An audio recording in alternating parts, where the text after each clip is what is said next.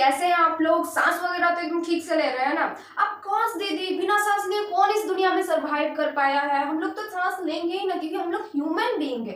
Very good, एकदम लंबा लंबा ब्रीदिंग लीजिए, एक्सरसाइज कीजिए, अपने बॉडी को फिटनेस में ध्यान दीजिए और बॉडी को एकदम हेल्दी रखिए और अपना जो प्रिपरेशन है वो भी एकदम ढंग से करिए। तो आज हम ये वीडियो में क्या आप लोगों को बताने वाले हैं, अभी हम नहीं बताएंगे, क्योंकि अभी अगर हम बता दिए तो फिर आगे का वीडियो में मजा नहीं आएगा। इसलिए वीडियो को एकदम शुरू से लेकर एंड तक जरूर देखिए और वीडियो अगर अच्छा लगे तो लाइक एंड सब्सक्राइब जरूर कर दीजिएगा। आप लोग जैसे कि मेरे हाथ में देख रहे होंगे इंडियन पॉलिटी का स्टैंडर्ड बुक एम लक्ष्मीकांत का।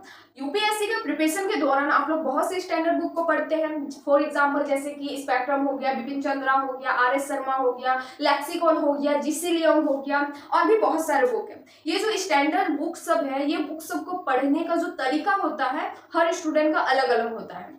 जस्ट एन एग्जाम्पल, कोई ऐसा स्टूडेंट होता है जो कि ये सोचते हैं कि हम स्टैंडर्ड बुक को एक बार पढ़ेंगे और आखिरी बार पढ़ेंगे, मतलब कि वो लोग एक ही बार पढ़ता है और आखिरी बार पढ़ता है। और बहुत से ऐसे केसेस में देखा भी गया है कि वो लोग 1-1.5 साल मेहनत करने के बाद एग्जाम भी निकाल लेते हैं। लेकिन बहुत सारे ऐसे भी स्टूडेंट होते हैं जो लोग ये सोचते हैं कि नहीं, पहले हम इसको पूरा बुक को रीडिंग करेंगे, देन उसके बाद पेन या फिर पेंसिल से हाईलाइट करेंगे, उसके बाद हाईलाइटर से हाईलाइट करेंगे, उसके बाद भी अगर नहीं समझ में आया तब फिर से पढ़ना हम स्टार्ट करेंगे। कंसोलिडेट करके बोला जाए तो वैसे स्टूडेंट एक बुक को एक बार पढ़कर संतुष्ट नहीं होते, वो लोग बार बार पढ़ते हैं बुक को, तब जाकर उन लोगों को समझ में आता है। ये कहानी हम क्यों समझाएं, क्योंकि ये कहानी से रिलेटेड हमको आप लोगों को कुछ बताना है, इसलिए हम ये कहानी तो अभी आप लोगों को सुनाए। तो अब ध्यान से सुनिएगा कि इस कहानी की मदद से हम क्या आप लोगों को समझाना चाहते हैं। जो भी सारी चीजें आप लोगों को बताएं, किस तरह से कोई स्टूडेंट बुक को पढ़ता है और दूसरा स्टूडेंट किस तरह से पढ़ता है, वो सारी चीजें आप लोग अपने माइंड में रखिएगा। और अभी हम जो भी सारी चीजें आप लोगों को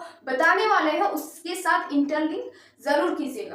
तो देखिए यहाँ पर हम क्या लिखे हैं और क्या बताने वाले हैं। 90% स्टूडेंट एवरेज का कैटेगरी में आते हैं और 10% स्टूडेंट ऐसे होते हैं जो कि इन 10% में से कुछ स्टूडेंट टॉपर्स होते हैं और कुछ परसेंट स्टूडेंट फेलियर्स होते हैं।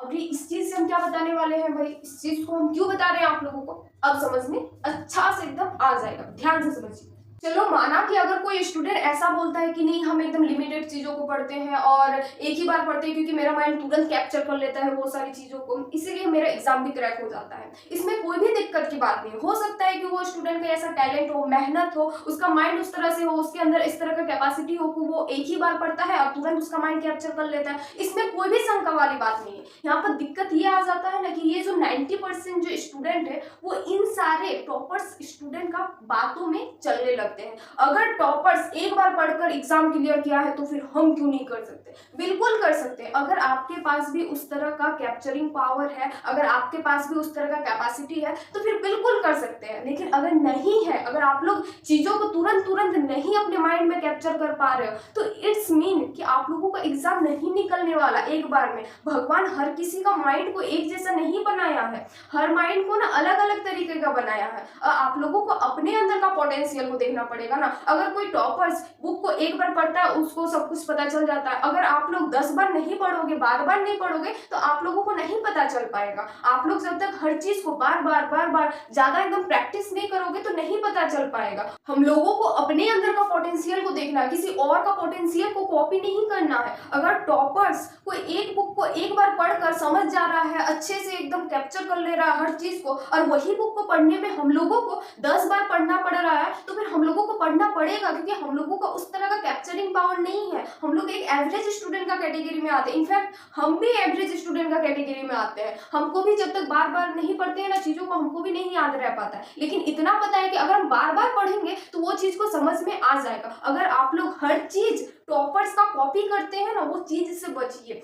बहुत सारी ऐसी चीजें हैं जो आप लोग ना दूसरा किसी का देखेंगे ना तो वो चीजें अगर आप लोग अपने प्रिपरेशन में अप्लाई करेंगे तो वो अच्छी बात है। लेकिन बहुत सारे ऐसे भी चीजें हैं जो अगर आप लोग दूसरे किसी का देखकर अगर अपने ऊपर थोपने का कोशिश करेंगे तो वो घातक हो सकता है। जैसे कि आप लोग पूछते हैं कि कितना घंटा पढ़ते थे, कितना बजे उठते थे, कैसे आप लोग पढ़ते थे, कैसा आप लोग बुक को रीड करते थे, कितना बार रीड करते थे। ये सारी चीजें फालतू चीजें हैं। ये आप लोग अपने कैपेसिटी के अकॉर्डिंग ये डिसाइड करेंगे कि हम लोगों को कितना बजे उठना है, कितना घंटा पढ़ना है, बुक को कितना बार पढ़ना है। जब तक समझ में नहीं आएगा तब तक ना हम लोग पढ़ेंगे। दूसरा किसी अगर 2 बार पढ़ रहा है तो अगर हमको 5 बार पढ़ना पड़ रहा है तो फिर पढ़ना पड़ेगा भाई। इनफैक्ट हम सिर्फ बुक रीडिंग का या फिर रूटीन का ही नहीं बात कर रहे हैं, हर वो चीज प्रिपरेशन का जो ऐसा आप लोगों को लग रहा है कि नहीं दूसरे किसी का हम कॉपी किए तो हमको अच्छा नहीं लग रहा, अपने से खुद से एक रूटीन बनाए, खुद का एक टारगेट बनाए, खुद से प्रिपरेशन करने का तरीका बनाए, उसमें आप लोगों को ज्यादा फायदा मिलेगा एज कम्पेयर टू कॉपी करने से। ऐसा कहीं ना हो कि कॉपी करने के चक्कर में खुद के अंदर जो कैपेसिटी था, खुद के अंदर जो पावर था, खुद के अंदर जो क्षमता था, उसको आप लोग मारते। बात को समझ रहे हैं कि हम क्या बोल रहे हैं? कॉपी करने के चक्कर में खुद के अंदर का क्षमता को नहीं मारना।